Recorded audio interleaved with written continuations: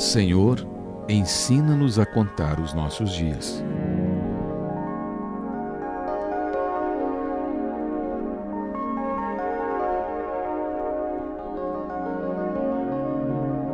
Nesse livrete, estudaremos alguns versículos da Bíblia referentes à contagem de anos para que vejamos o que Deus diz a respeito disso e como Ele contabiliza a nossa idade.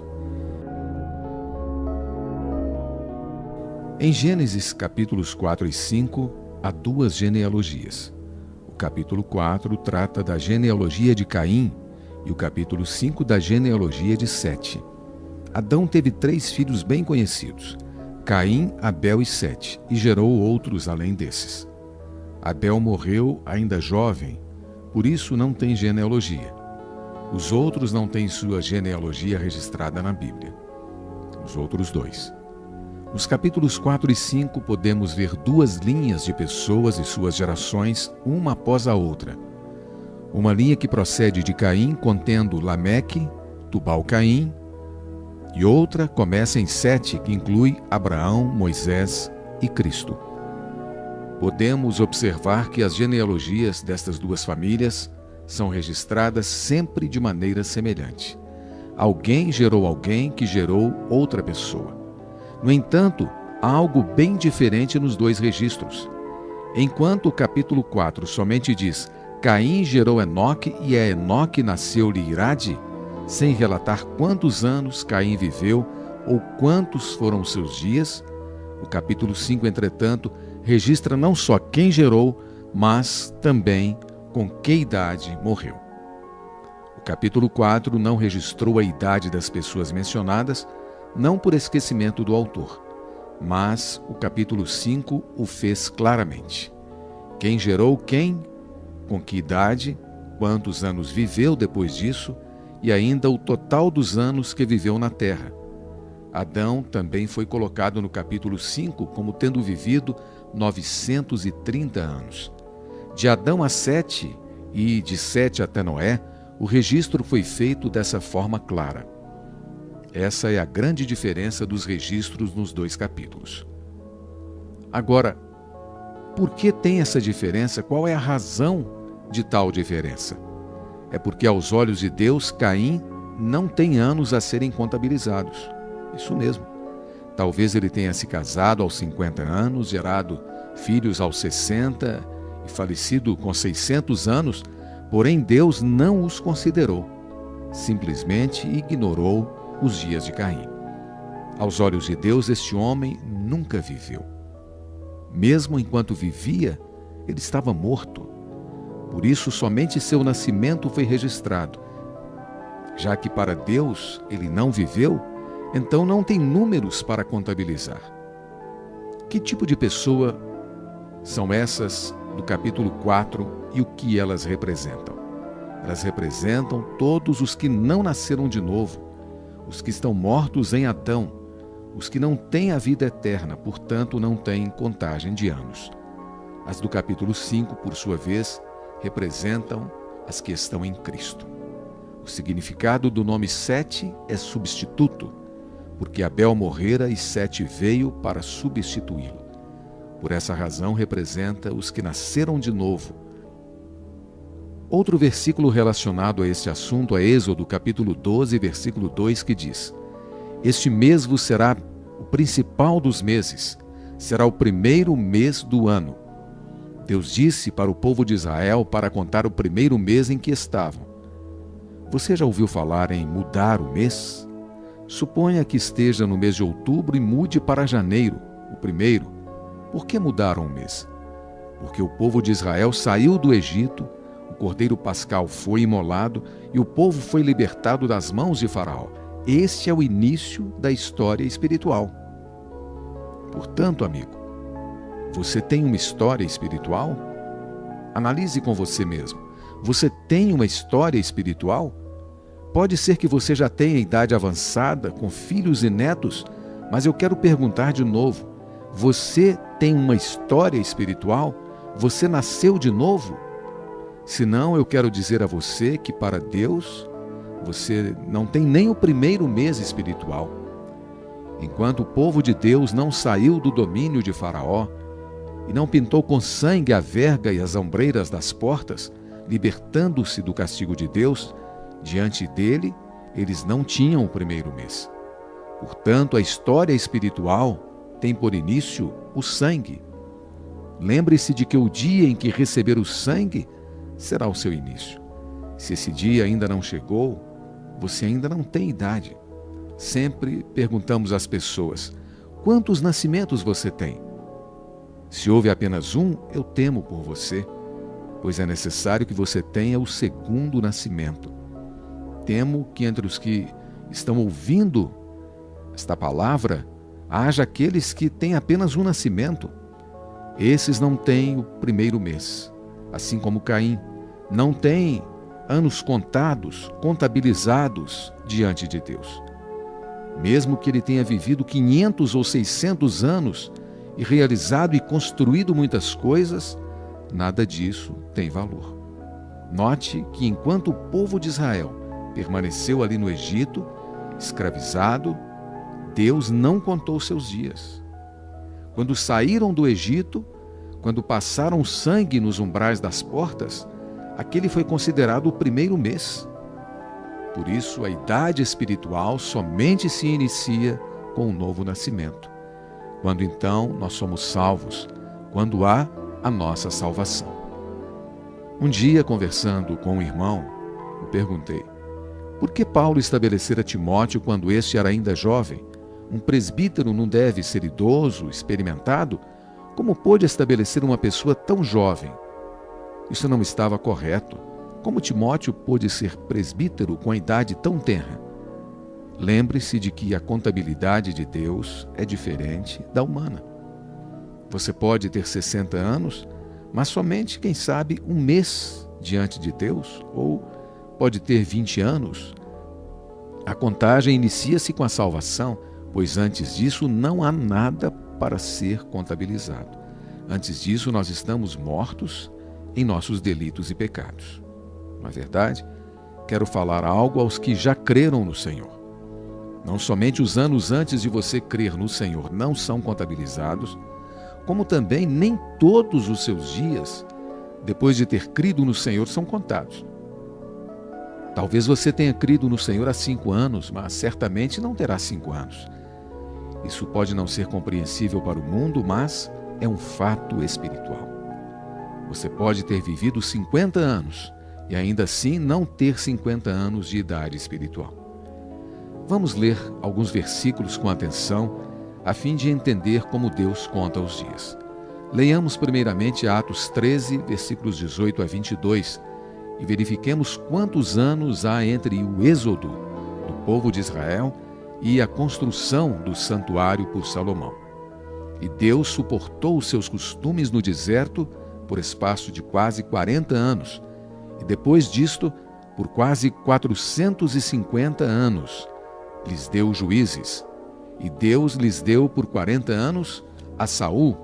Quando este foi retirado, lhes levantou como rei a Davi por 40 anos. 1 Crônica, capítulo 29, versículo 27. Pergunto: quantos anos somam?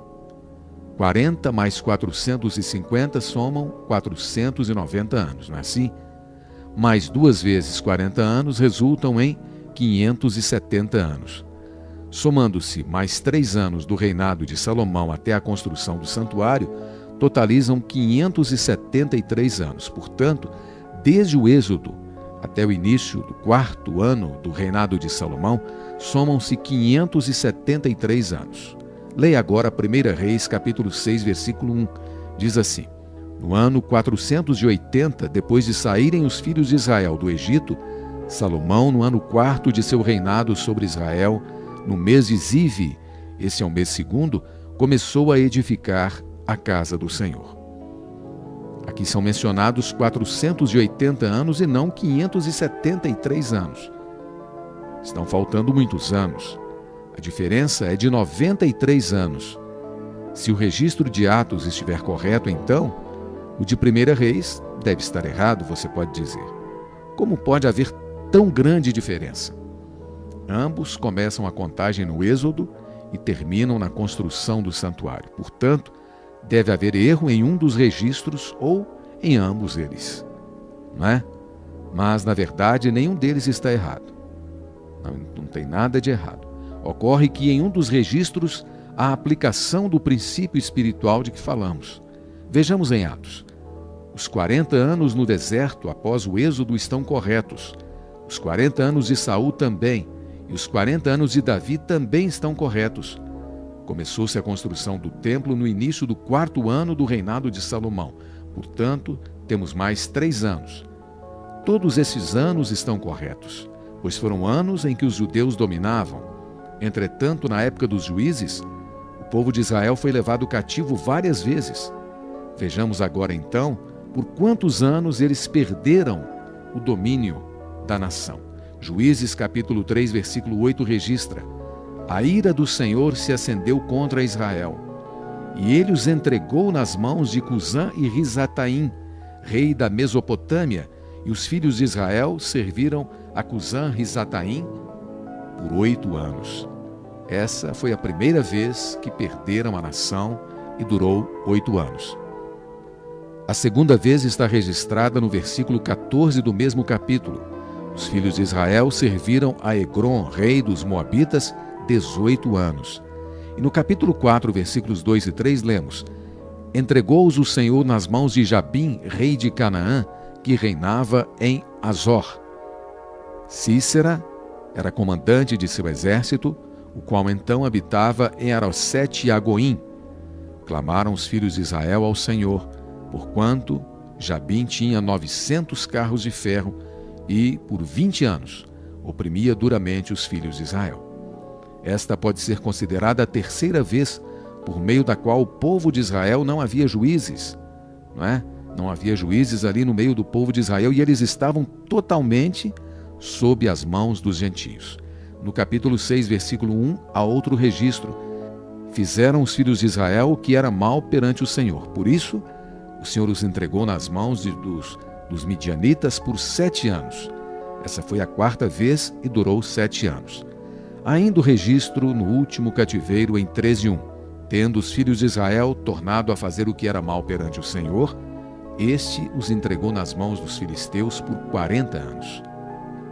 Portanto, os filhos de Israel perderam a liberdade à nação e serviram às nações gentias por 5 vezes. Quantos anos isso durou? Somando-se 8 anos mais 18, mais 20, mais 7, mais 40, quanto que temos?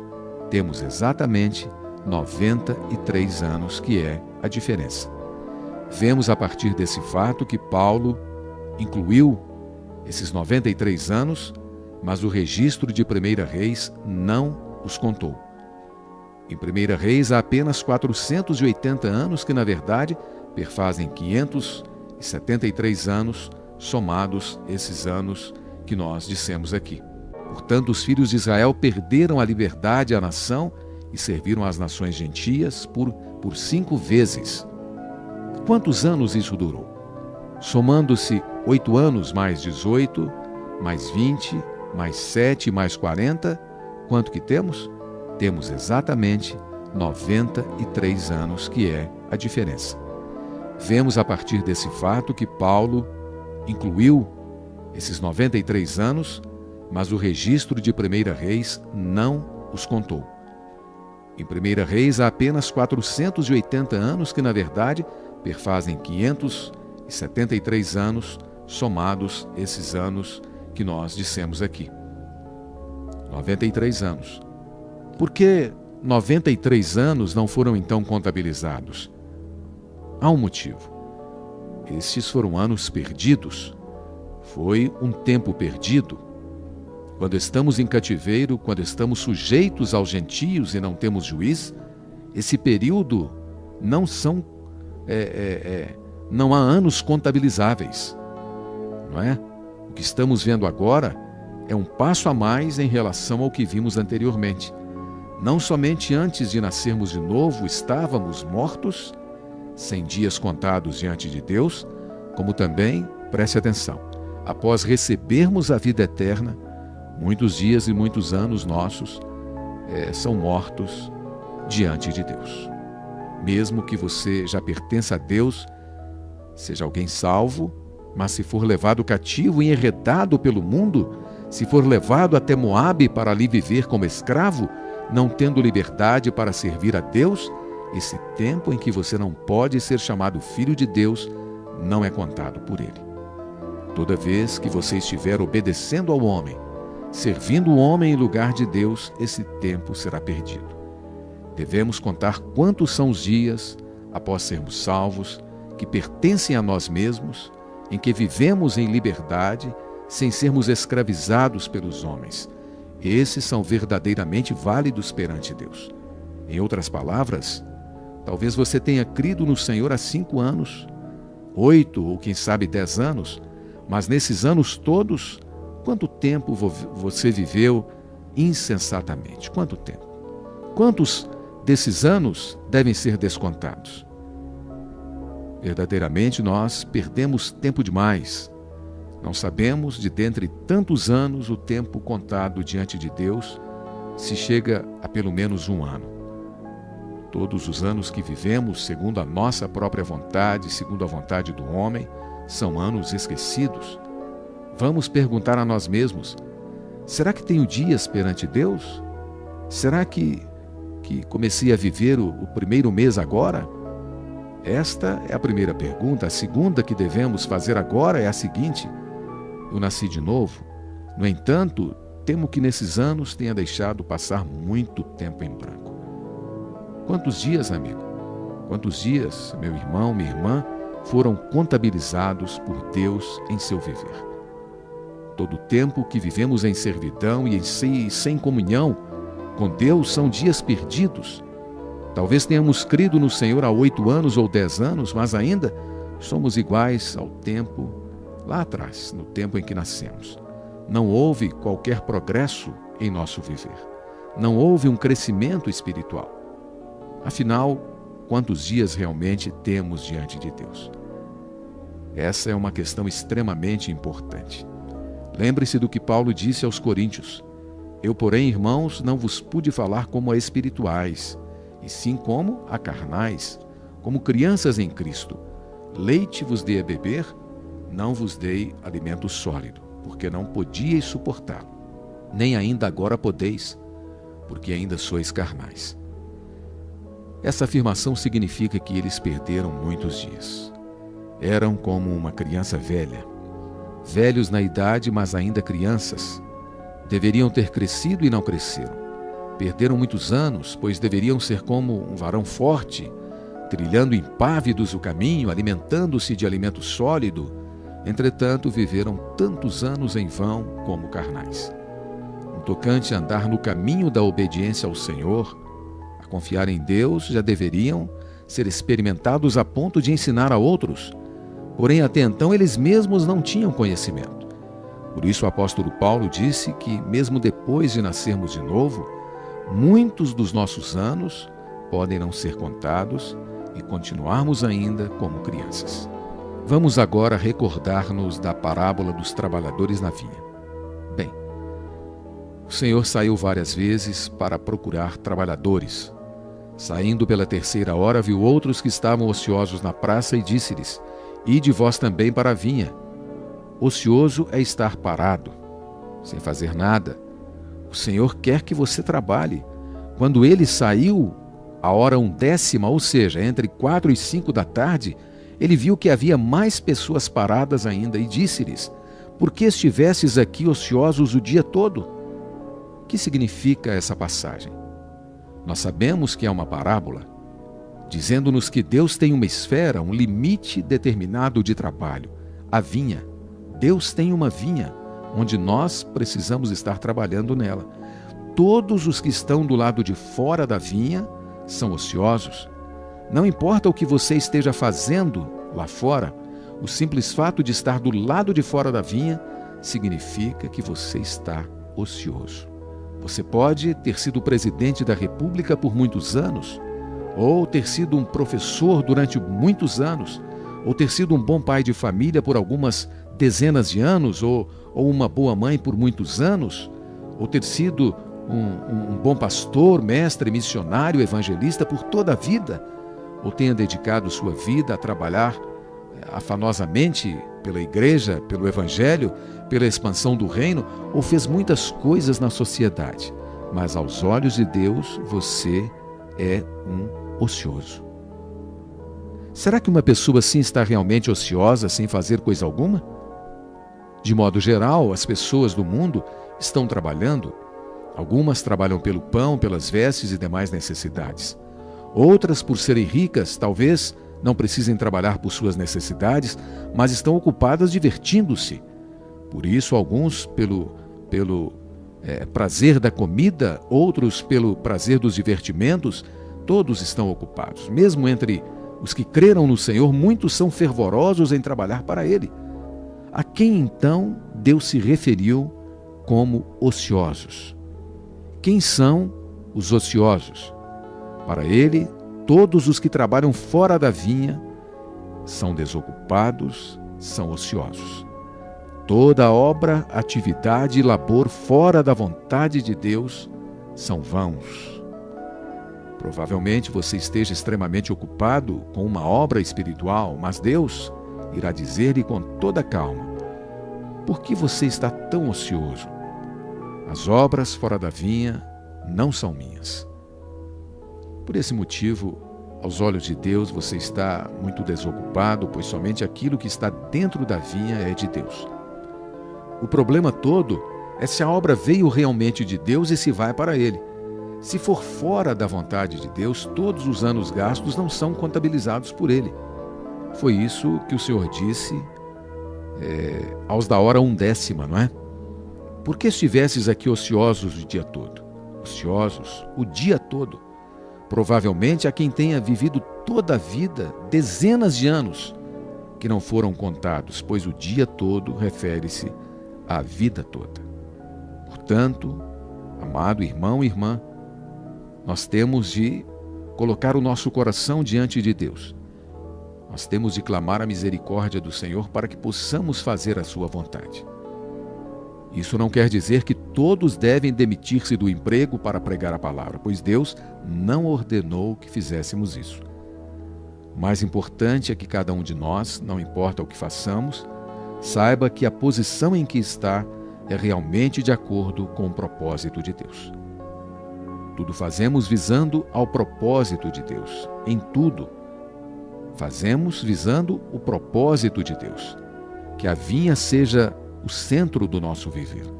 Na vinha há trabalho de todas as formas, não são todos iguais. Provavelmente alguns cavem a terra, outros semeiam, outros cortam, não é? Não importa o que se faça, desde que esteja na vinha e seja para a vinha. Certo trabalho pode ser sujo, como manusear adubo, outro mais limpo, como colher uvas. Por isso não pense: se eu fosse igual àquela pessoa ali, sim, eu estaria fazendo a obra de Deus. Ou preciso fazer aquele tipo de trabalho. Aquele sim é um trabalho válido. Não, não é assim. Tudo o que você deve fazer é estar debaixo da vontade de Deus. Tudo o que você faz na vinha será válido. Permita-me perguntar uma coisa. Talvez você tenha sido salvo há 3, 5, 50 ou 60 anos, não sei. Mas afinal, quantos desses anos você gastou para Deus? Quanto esforço e dinheiro você dedicou a Deus? É certo que deva trabalhar, mas para quem tem trabalhado? Podemos sim ter atividades seculares, desde que saibamos que elas estão realmente dentro do propósito de Deus. Lembre-se de que Deus nunca disse como trabalhar na vinha. Talvez haja quem trabalhe integralmente na obra de Deus e, no entanto, essa não é a vontade de Deus, que, pelo contrário, quer que essa pessoa tenha um trabalho secular. Portanto, a questão toda está em seu coração. Está na vontade de Deus. Desse modo, a consagração é imprescindível. Se você foi salvo pelo Senhor e não se consagrou a Ele, ao final da vida não será considerado como quem trabalhou para Ele. Se do dia da salvação até hoje, no tocante a conduzir pessoas para Deus, você não moveu um dedo, então você é um desocupado. Essa é a maneira certa de contar o tempo, pois todos os dias que vivemos para nós mesmos, os dias em cativeiros e pecados, Deus não contabiliza. Há quantos anos vivemos aqui na Terra? 70, 80, 40, não sei. Temo que mesmo sejam poucos anos esses, até 80 anos. Você conhece cristãos de 100 anos? Talvez não existam. Nesse tempo já tão curto, subtraindo ainda os anos antes da salvação, quantos ainda restam? Meu irmão, minha irmã, você sabe por quantos anos ainda viverá? Naquele dia, talvez já com mais de 60 anos, Deus provavelmente lhe dirá: você viveu diante de mim menos de 10 anos. Você viveu apenas alguns dias, todos os outros foram esquecidos. Vamos contar os nossos próprios dias corretamente, amigo. Vamos usar bem o tempo que nos resta. Um homem viveu 10 anos na terra, mas talvez lhe seja contado apenas um dia. Por outro lado, um dia também pode valer 1000 dias. Aleluia! Disse Davi que um dia nos átrios do Senhor vale mais que 1000. Por isso, nosso serviço a Deus não é vão. Os dias celestiais não são contados como as 24 horas de um dia. A contagem é espiritual. Portanto, um dia nosso não significa necessariamente um dia nessa contagem.